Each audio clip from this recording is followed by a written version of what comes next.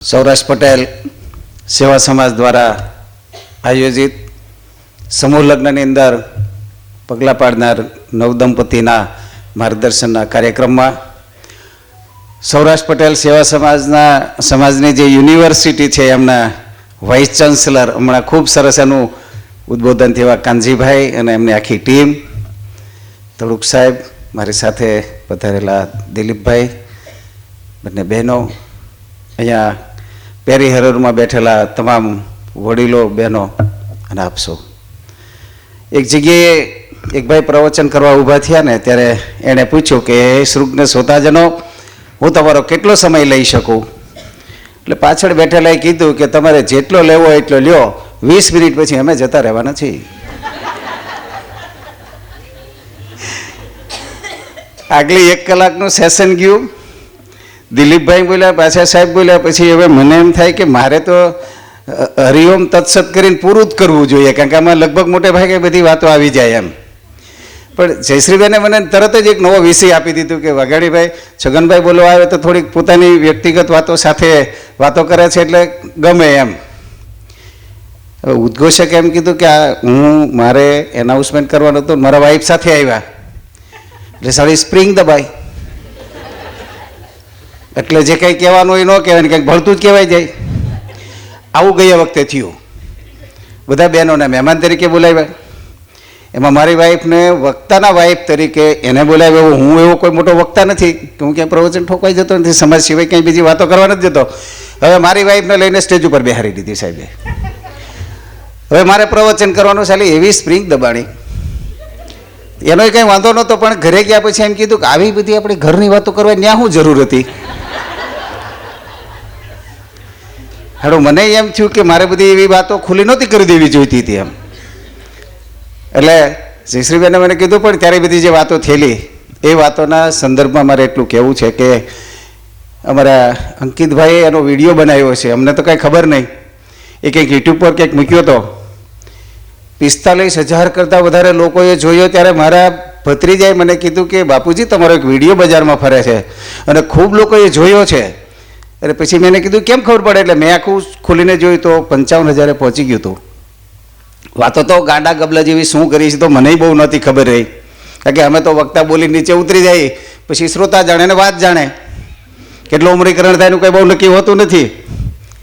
આજે એ વિડીયો લગભગ 2.25 લાખ કરતાં વધારે લોકોએ જોયો છે.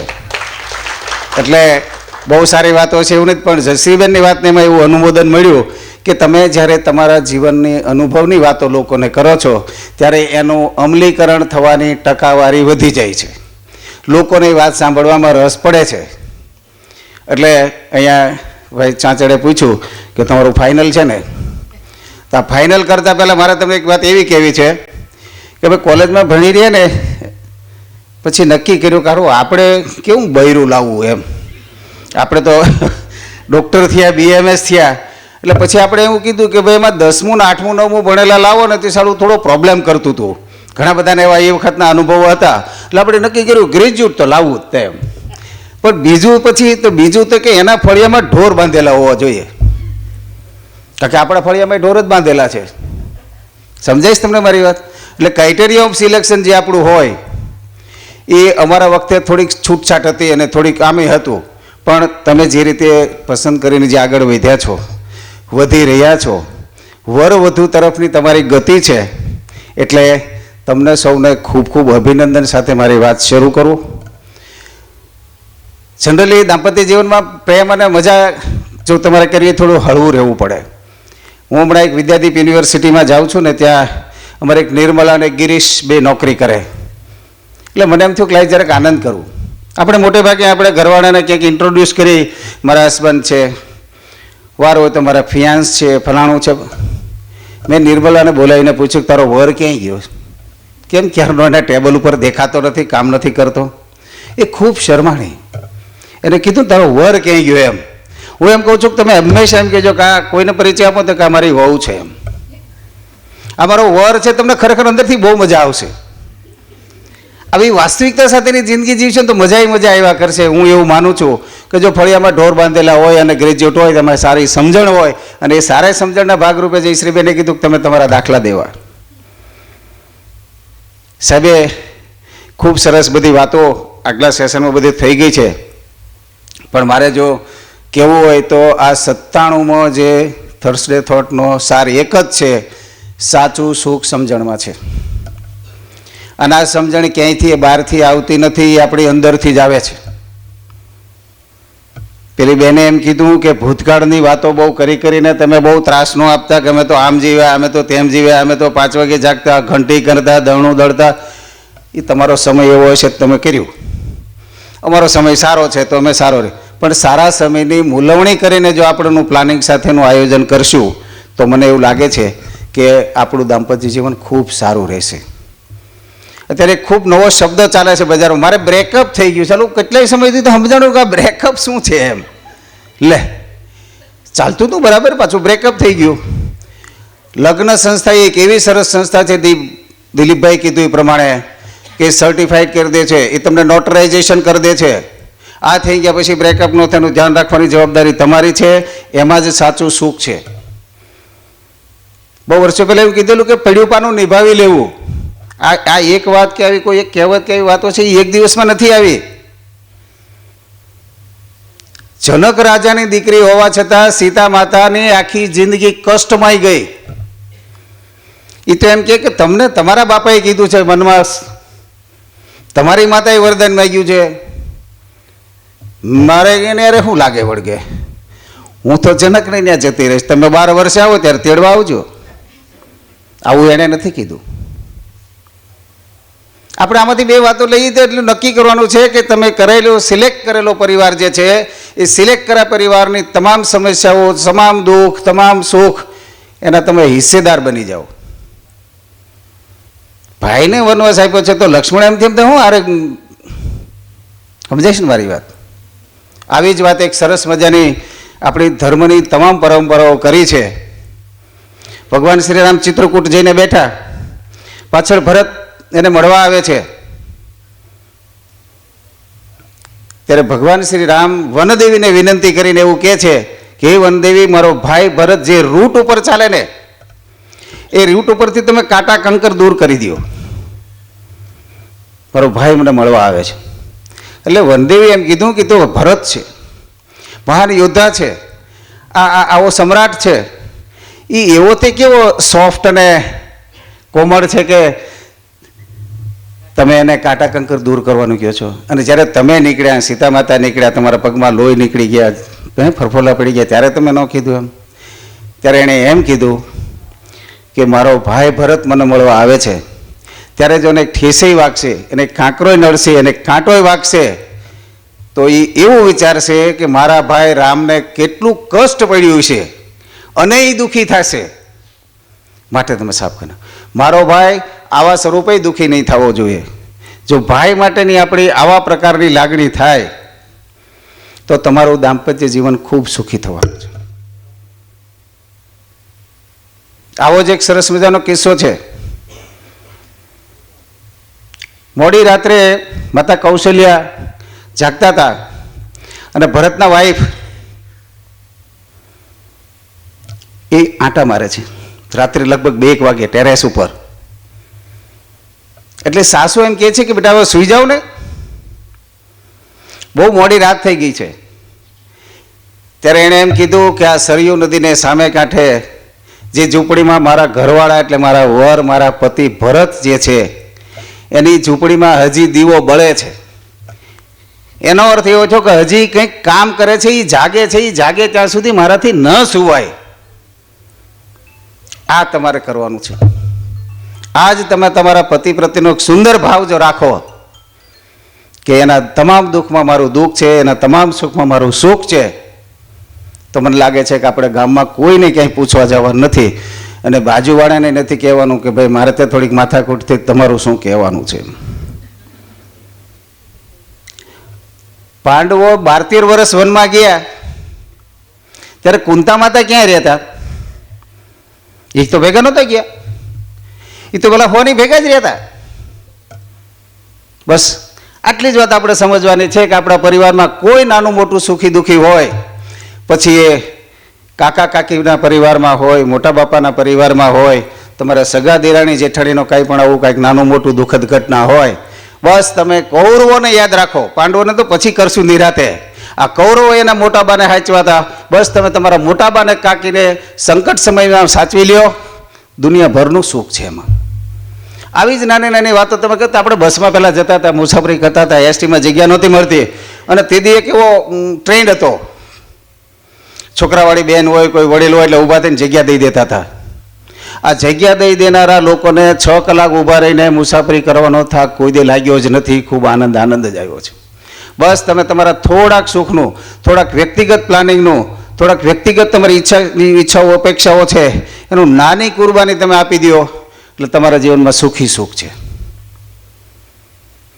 આવું થિંકિંગ કરવાનો સમય છે. BBA અને MBAની વાત કરીને તો અત્યારે જમાનો મેનેજમેન્ટનો છે. તો આપણે આપણા લાઈફનું મેનેજમેન્ટ કેમ ન કરી શકીએ? આપણે આપણા સમયનું મેનેજમેન્ટ કેમ ન કરી શકીએ? આપણી પાસે જે કંઈ મટીરિયલ છે એનું આયોજન, એનું મેનેજમેન્ટ કેમ ન કરી શકીએ? હું એવું માનું છું કે જેમના અત્યારે લગ્ન છે એમના માવતરની ઉંમર 40થી 42નો સમયગાળો હોઈ શકે. એ તદ્દન મારા દાદાની જેમ અભણ નથી. એને બિલકુલ અંગૂઠો મારતા હતા એવા તો નથી. એની પાસે એક સરસ મજાની તૈયારી છે. એટલે એમની પણ એક અન્ડરસ્ટેન્ડિંગ છે. એમને પણ એના દીકરાઓ પ્રત્યે, દીકરાની આવનારી વહુ પ્રત્યે, એની દીકરીઓ પ્રત્યે, એ જ્યાં જવાની છે એના પરિવાર પ્રત્યે ખૂબ જાગૃત છે. પહેલાંના જેવું તો છે જ નહીં. આગલી રોડમાં થોડાક લોકો બેઠેલા દેખાય છે, બળજો ગોતવા જતા હતા ને વેશભૂષાળ કરીને આવતા હતા. એવું તો છે જ નહીં અત્યારે. અત્યારે તો હામાં કેટલાય બધા જોવા આવે છે, બેઠકો થાય છે, હજી ફાઇનલ જોવાનું બાકી છે. આવું કર્યા પછી જો આપણે સિલેક્શન કર્યું હોય તો હવે જવાબદારી તમારી થાય છે. માવતરે તો તમને પૂરો સ્કોપ આપ્યો. આ વિસ્તારમાં સરકારી શાળા જેવી શાળા નહોતી. અહીંયા શાળા સંચાલકો બેઠા એટલે મને કહેવાનું મન થાય. ત્યારે બધા જ પ્રાથમિક, સરકારી નગર પ્રાથમિકની સ્કૂલમાં જતા હતા. એકમાત્ર સાધના સ્કૂલ હતી. આજે આપણી પાસે સેંકડો સ્કૂલો છે, સેંકડો ટ્યુશન ક્લાસીસ છે, સેંકડો શિક્ષકો છે. ભણવાની તક તમને આપી છે, આપણે લીધી નથી, એમાં આપણો દોષ છે. બહુ શરૂઆતમાં જે લોકો અહીંયા આવ્યા એણે ખૂબ સંઘર્ષ કર્યો છે. એ સંઘર્ષમાંથી ધીરે ધીરે થતાં અત્યારે આપણે એવા સ્ટેજે આવી ગયા છીએ કે હવે નવી પેઢીને મોટે ભાગે 99% કે 98% લોકોને ઘરનું ઘર છે, બાકીની થોડીક સુવિધા છે, નાનો એવો ધંધો પોતાની પાસે છે, ગાડી પણ છે. હવે તમારી પેઢીએ તો માત્ર ગાડીમાં પેટ્રોલ જ નાખવાનું છે અને આનંદથી જીવવાનું છે. જો તમે આનંદથી જીવવાનું નક્કી કરી નાખો તો તમારા માટે ક્યાંય અસુખ નથી. દાંપત્ય જીવન તમારું સુખી જ રહે. માત્ર તમારે તમારું વિચારવાનો જે સમયગાળો છે એટલો જ થોડોક સુધારવાનો છે. 3-4 બહેનો હોય, 2-3 ભાઈઓ હોય, દુનિયાભરના અભાવોની વચ્ચે ગામડાઓમાં જીવ્યા છે. એણે આટલા બધા સંતાનોને મોટા કર્યા છે. તમે આગલી પેઢીને પૂછ્યું કે તમારે કેટલા ફઈ ફુવાન, કેટલા કાકા કાકી, તો તમે જોજો લગભગ 5ની નીચે તો લગભગ એવરેજ નથી. હવે તો અમે બે, અમારા બે, ઓછો નાનું કુટુંબ, સુખી કુટુંબ, ઓછા બાળ, જય ગોપાળ.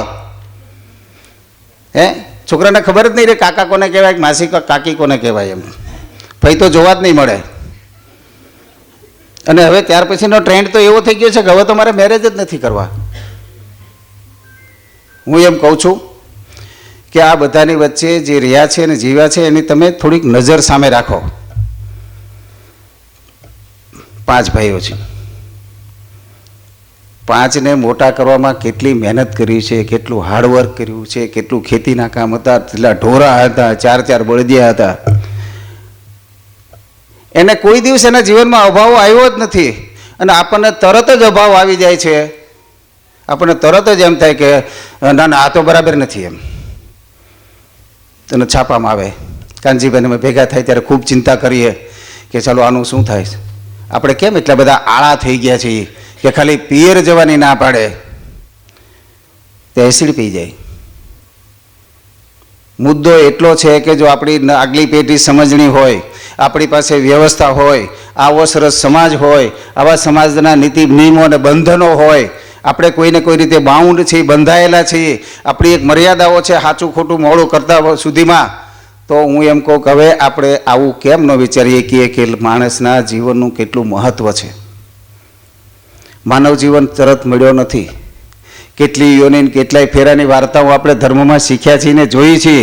તો આ માનવ જન્મ આપણને મળ્યો છે તો એને કેવી રીતે જીવી લેવો સુખપૂર્વક એનું પ્લાનિંગ કરવાનું હવે આપણે સમય છે.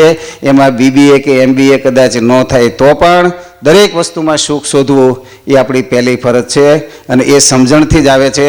આ વાત આ 97માં થર્સડે થોટની પહેલી થીમ અને આપણા સમૂહ લગ્નની ભૂતકાળની થીમ પણ એવી હતી, સાચું સુખ સમજણમાં. અને ભીખુદાનભાઈ કે એમાં 4-5 આઈટમ એવી છે કે એ અંદરથી આવે છે. આ સમજણ, પેલી રૂજ, પછી ટાઢિયા તાવની ટાઈડ, આ બધું અંદરથી આવે. આ તમારે નક્કી કરવાનું છે. સુખનું સાધન ક્યાં છે? સુખના સાધનો દુનિયાભરના છે એ આપણી વચ્ચે છે. એટલે પ્લાનિંગમાં આર્થિક પ્લાનિંગ બહુ મહત્વનું છે. હું મારા એક મિત્રની ખબર કાઢવા ગયો, એ તો પેલા શૂટ રૂમમાં ટ્રીટમેન્ટ લે. મેં કીધું લક્ષ્મણભાઈ ચાલું આ તો આપણને મોંઘું પડશે, આ શું થયું વળી? મને કે આપણે મેડિક્લેમ છે. બોલો લ્યો, કેટલું પ્લાનિંગ, બિલ કોણ ભરે? હું એમ કહું કે આપણે મેડિક્લેમ ન લઈ શકવી તો કાંઈ નહીં, પણ સ્થિતિ પ્રમાણે મા કાર્ડ, અમૃતમ કાર્ડ કઢાવી લ્યો. તમારા જીવનનું આ હેલ્થ રિલેટેડ તમારું એક સુંદર પ્લાનિંગ થઈ ગયું ગણાય. એ તમારે ખૂબ જરૂરી છે.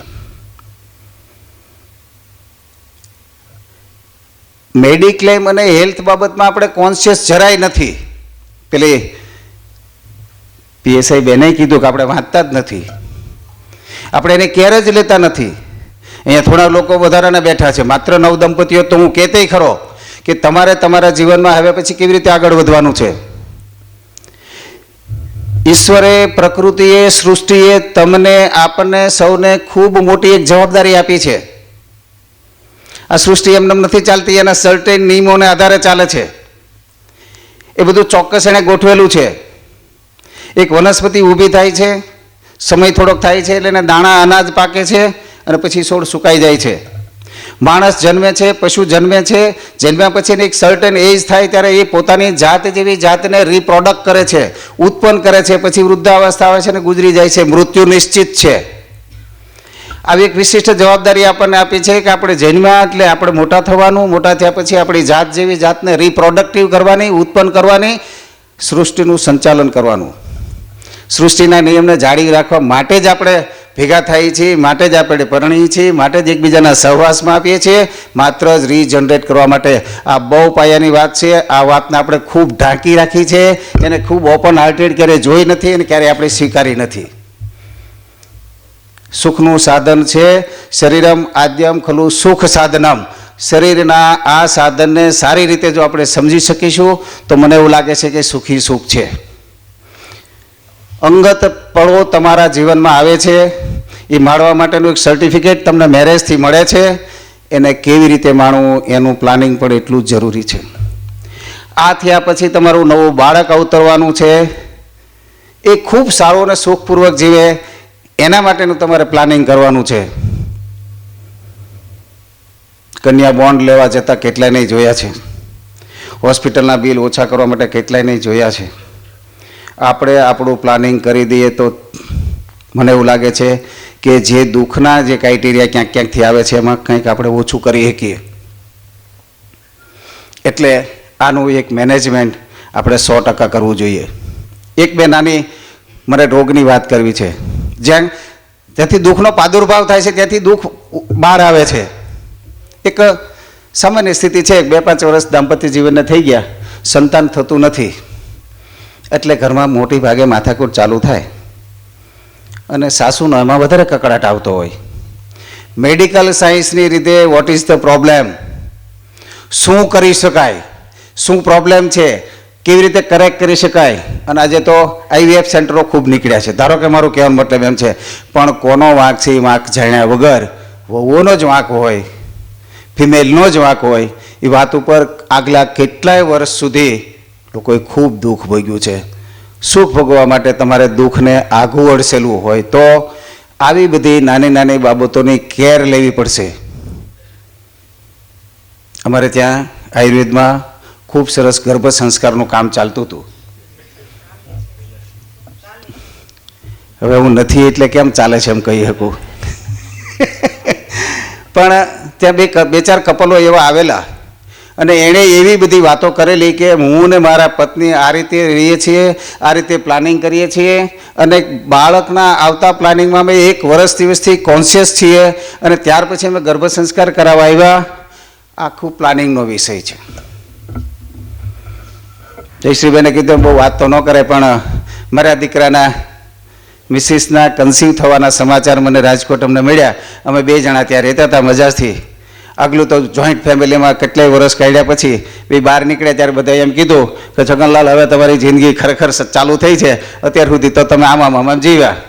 સમાચાર મળ્યા એટલે નક્કી કર્યું કે હવે આપણે ઘરે જતા રહેવું જોઈએ. બીજે દિવસે રાજીનામું મૂક્યું, 15 દિવસમાં સ્વીકારાઈ ગયું અને અમે અહીંયા આવ્યા. બસ આવી એક સારી પળ આવે ત્યારે તમારા પરિવારના લોકોએ હવે આવતા બાળક માટેનું શું પ્લાનિંગ કરવું એ તમારે નક્કી કરી નાખવું જોઈએ. પરિવારે એ જ રીતે નક્કી કરી નાખવું જોઈએ. ખાલી ખોટા હરક પદુડા થવાથી કોઈ ફાયદો થવાનો નથી. 140 કરોડ છીએ, કદાચ હજી થોડાક ઓછા થાય કે બહુ વાંધો નથી આવી જતો, પણ બિંગ એ પેરેન્ટ્સ ત્યાંથી તમારી શરૂઆત ક્યારથી હોવી જોઈએ? આફ્ટર મેરેજ બાળકનું પ્લાનિંગ, ગર્ભ સંસ્કાર, આવ્યા પછીના સંસ્કાર. અહીંયા 16 સંસ્કારની વાત થઈ ગઈ. ત્યાં બધે તમને સુખ દેખાશે. એક નાની એવી SIP 10,000ની કરી દો. બાળક 10મા ધોરણમાં જ્યારે આવશે ત્યારે ઓછામાં ઓછા 50 થી 60 લાખ રૂપિયા બાળકને મળે. કેલ્ક્યુલેશન મને બહુ ખબર નથી, ભવાનભાઈને એની ટીમ છે આ બધું કામ કરે છે.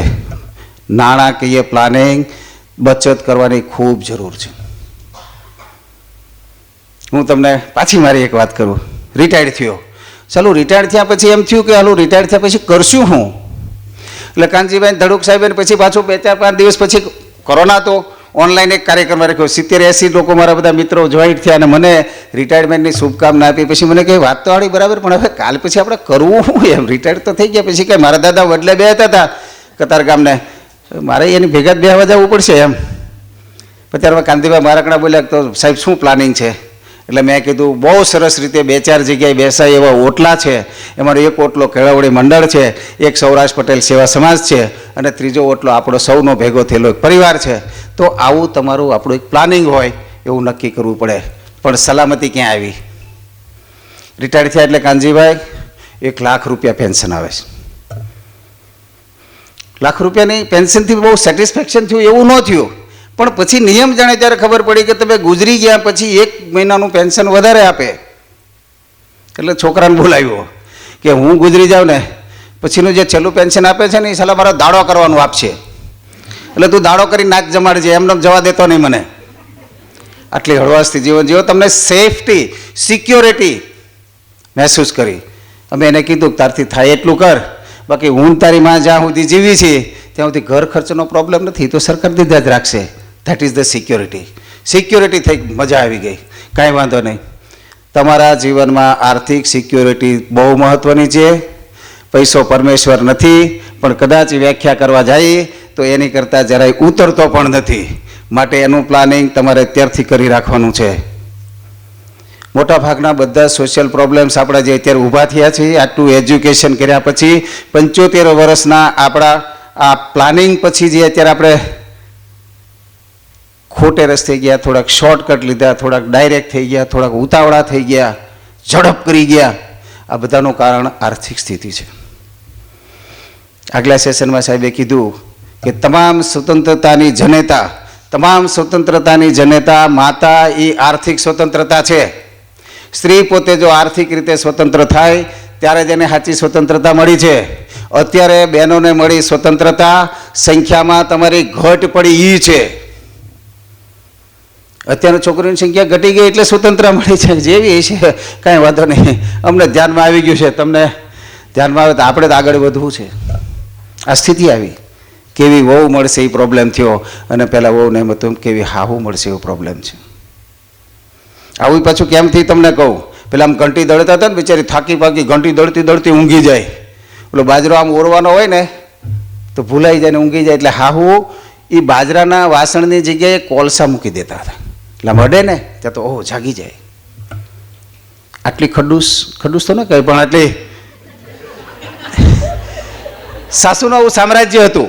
સામ્રાજ્ય તમને કહું, અમારા ગામમાં એક માળી હતા. સાસુ સાથે તમારે કેમ બિહેવ કરવાનું છે એ મારે તમને કહેવું છે. માડીને દીકરા, 3 દીકરાને 3ને 3 હોવો, પણ કેટલા રોટલા સાંજે ઘડવા એ સાસુને પૂછ્યા વગર ઘડાય નહીં. એટલે સાસુને પૂછે કે ભાઈજી કેટલા રોટલા ઘડો, ત્યારે એણે એમ કીધું કે આ બે અને ગગજીનો 1. એને 5 સુધી ગણતા નહોતું આવડતું, છતાં વહુએ એને પૂછવાનું અને 5 રોટલા ઘડવાના. તમારા જીવનમાં તમે બહેનો જ્યારે પણ કંઈ પણ કરો ત્યારે તમારી સાસુને, સસરાને, પરિવારને પૂછીને આગળ ચાલો. આ પરંપરા છે આપણી. તમે ક્યાંય પણ બહાર જાઓ ત્યારે કહો, બા અમે આજ બહાર જવાના છીએ, આજે અમે થોડુંક બહાર જમવા જવાના છીએ, આજે મિત્રોને ત્યાં અમે બેસવા જવાના છીએ, આજે સગાવાલામાં લગ્નમાં જઈએ છીએ, ત્યારે એને કહેતા જાઓ કે બા અમે નીકળીએ છીએ. એને બીજું કાંઈ જોતું જ નથી, એને હાહુગીરીમાં એટલું જ જોતું છે. તો એટલું કરવા આપણને વાંધો શું છે? આપણે સવારે નીકળ્યા, ભાઈઓને કહું, સવારે આપણે નીકળ્યા અને રાત્રે 10 વાગે ઘરે આવ્યા, આપણે કેટલા લોકોના હુકારા તુકારા ખાઈએ છીએ, આપણે કેટલા હર્ટ થઈને ઘરે આવીએ છીએ. અને ઘરે આવ્યા પછી આપણને એમ થાય કે ઓહો આખો દિવસ તમારો કેટલો, અરે હારું શું કરવું, થાકી જાય માણસ. એમ ઘરે આવો ત્યાં બેન થોડીક હર્ટ કરે, ક્યાં ગયા ત્યારે મોડા આવ્યા, હવે તો વહેલા આવી જાવ તોય તકલીફ. જો આપણે બહારનું બધું જ આ સહન કરી લેતા હોઈએ તો સ્વભાવમિતિ પ્રકૃતિ, પ્રાણને પ્રકૃતિ સાથે જાય, બધાના સ્વભાવ હરખા નથી. તો આપણે ઘરમાં આવું કોઈ એકાદું માણસ હોય તો એને આપણે શું કામ સહન ન કરી લઈએ, શું કામ એને ડાયવર્ટ ન કરીએ, એના માટેનું મોટિવેશન્સ અને એક આપણે શું કામ ન કરીએ? તો બેનો, પરિવારમાં તમારે ખાલી આટલું જ કરવાનું છે. કેમ આજ તમે કંઈ બોલતા નથી? કેમ આજ કંઈક ટેન્શનમાં છો? કે ભાઈ 50,000 એક ભાઈને દેવાના હતા અને થયા નહીં, એટલે કાલ તો દેવા જ પડે એમ છે. ત્યારે તમે એને એમ કહેજો કે ના, એ બધું થઈ રહેશે, હવે સૂઈ જાઓ, આપણે બીજી લપ કરવી નથી. પણ આપણે તો છેલ્લા 4-5 મહિનાથી ક્યાંય ગયા જ નથી, એમ કરીને ઓલાને એવો લગરાવે. પાછી એક કહેવત આવે છે કે પછેડી એટલી 16 તાણો. બસ આટલું જ પ્લાનિંગ જો જીવનમાં કરશો તો સુખી સુખ છે. અમારે ત્યાં પગાર આવતો ને 5 મિનિટ બાકી છે ને હજી, તો ઇન્કમ ટેક્સ આવે એટલે પછી મારા બધા, ત્યારે તો હું ભણતો ને પછી કોલેજમાં લાગ્યો એટલે બધા સુરતી અમારા સાહેબો પ્રોફેસરો મારી સાથે, તો મને કે વાઘાણી તો NSSમાં પૈસા રોકી દે, નેશનલ સેવિંગ સર્ટિફિકેટમાં. તો સારું 5 વર્ષ પછી પાક્યા, 15-17 હજાર રૂપિયા આવ્યા. હીરાની થોડીક પ્રોબ્લેમ, ભાઈઓ 5 ભાઈનું કુટુંબ, 2 દીકરીઓના ભત્રીજીઓના ચાંદલા આવ્યા અને સારા પહેલાં NSS પાક્યા. અને જે પ્રસંગ કર્યો છે ત્યારથી આજ સુધીમાં ખૂબ જ સારું બધું ચાલ્યું ભગવાનની દયાથી. એટલે થોડુંક તમે જો પ્લાનિંગ કરશો, થોડુંક સ્વભાવથી પ્લાનિંગ કરશો, થોડુંક જતું કરશો. અમારે ત્યાં માસ્તરોમાં એવું કહેવાય, ઘણા બધા માસ્તર છે, પ્રોફેસર થોડાક મોટી કેડરના માસ્તર ગણાય. એ કે માસ્તરો શું કરે? એ કે માસ્તરો બિચારા શું કરે? એ બહુ તો જતું કરે. વિદ્યાર્થી કંઈક કહી જાય, એ તોફાન કરે, મસ્કરી કરે, પાછળ બેઠા વિમાન ઉડાડે, પછી પાછા વાલી આવે તો એ માથાકૂટ કરે. ત્યાં વળી એજ્યુકેશન સિસ્ટમના સેક્રેટરીથી માંડીને ગવર્મેન્ટ હોય, એ બિચારા પ્રિન્સિપલ જ માથાકૂટ કરે, તમારે ત્યાં આમ કેમ નથી. એટલે માસ્તર જતું કરે. બી એ ટીચર, બી એ માસ્તર. જીવનમાં જેટલું જતું કરશો, એટલું પ્લાનિંગ કરશો, બસ એમાં જ તમારું સાચું સુખ છે.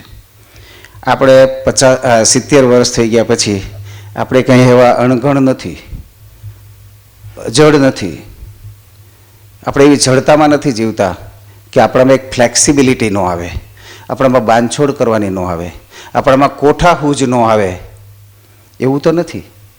તો આપણે એવું થોડું ઘણું હરખું કરીને કેમ ન જીવી લેવી? નાની નાની બાબતમાં આપણને ખોટું લાગી જાય ને આપણે આપઘાત કરી લઈએ. આ રોડ છે ને, પહેલાં ઉધારની જિંદગી નહોતો જીવતો, સમજી લો તમે બરાબર. કાંઈક દેશમાંથી આવે ને કાંઈક અહીંથી આવે ને દિવાળી સુધીનો જમા પગાર હોય ને પછી ઘરે લઈને જતા હતા, એ આ સ્થિતિ છે. અત્યારે 90% મકાન, ઘર, આ તે બધું લોન ઉપર છે. હવે આપણે ઉધારી જિંદગી જીવતા થઈ ગયા છીએ. તો ખર્ચામાં થોડોક કાપ મૂકીને થોડીક ઉધારી જિંદગી જો ઓછી થઈ જાય ને, અને ગજવામાં 500 રૂપિયા પડ્યા હોય તો 5000નું કામ કરી શકવાની આપણામાં ક્ષમતા છે. એવું જ એક પ્લાનિંગ કરીએ. એક્સેપ્ટન્સ પાવર સૌરાષ્ટ્ર પટેલ સમાજનો મેક્સિમમ છે. આપણે નવી નવી વસ્તુ એટલી બધી સ્વીકારી છે. બસ આ એક્સેપ્ટન્સ પાવર્સનો આપણે જો મેક્સિમમ ઉપયોગ કરી લઈએ અને નવી ને સારી બધી વસ્તુની જો આપણે સ્વીકૃતિ કરીએ અને જીવન જીવીએ તો મને એવું લાગે છે કે આપણે ખૂબ સારી રીતે જીવી શકીએ. બેસણું દિવસનું આપણને અનુકૂળ નહોતું એટલે રાતનું કરી નાખ્યું, અને રાતનું કરી નાખ્યું ને એટલે બધા જ લોકો બેસવા માટે આવ્યા અને બબે લાઈન કરવી પડી. આ એક્સેપ્ટન્સ છે. સમૂહ લગ્ન પહેલાંય થતા હતા. ગામમાં 8-10 દીકરીઓ ભેગી કરીને બધા ભેગા થઈને એક સરસ મજાના લગ્ન કરતા હતા, પણ એ નામ એનું સમૂહ લગ્ન નહોતું. એક્સેપ્ટન્સ આવ્યું, સમૂહ લગ્ન આપણે અહીંયા ચાલુ કર્યા. આ સમૂહ લગ્નના માધ્યમથી, આ સંસ્થાના માધ્યમથી સૌરાષ્ટ્ર પટેલ કેળવણી મંડળ, સૌરાષ્ટ્ર પટેલ સમાજ, આવી 5 સંસ્થાઓ ડેવલપ થઈ છે સમૂહ લગ્નના માધ્યમથી. આ સમૂહ લગ્નમાં જે જોડાણા છે એના માધ્યમથી આ સુરતમાં આવનારા પટેલ સમાજે ખૂબ સારી સંસ્થાઓ આપી છે, અને પોતે પણ આજે છેલ્લે લાસ્ટલી હું એવું કહું છું કે આ બધી સંસ્થા બની ગયા પછી છેલ્લે પોતે ફૂલી ફાલી છે અને પોતાનું ભવન બનાવવા તરફ જઈ રહ્યા છે.